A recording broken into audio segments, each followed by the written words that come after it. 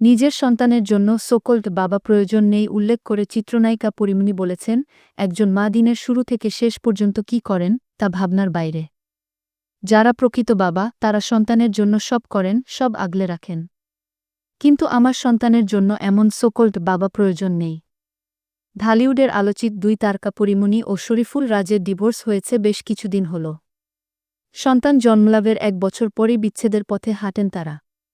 সংসার ভাঙনের পর সন্তানকে নিজের কাছেই রেখে দেন পরিমণি।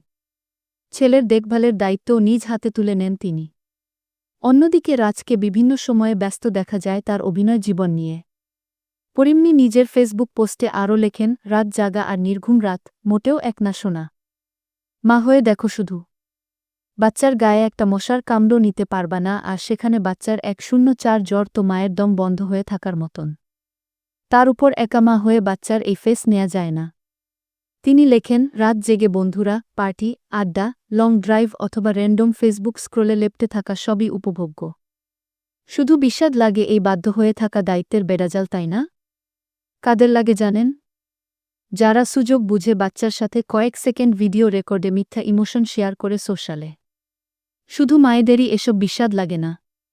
একবার ভাবো তো, দিনের শুরু থেকে শেষ অবধি কি করে একজন মা। তুমি ভাবতেও পারবা না। পরিমণি লেখেন, বাবাদের কখনোই ভাবা লাগেনি। যারা বাবা হয় তারা সব জানে। জেনেই সব আগলে রাখে। পরীর বাচ্চাদের মা-বাপ আমি একাই।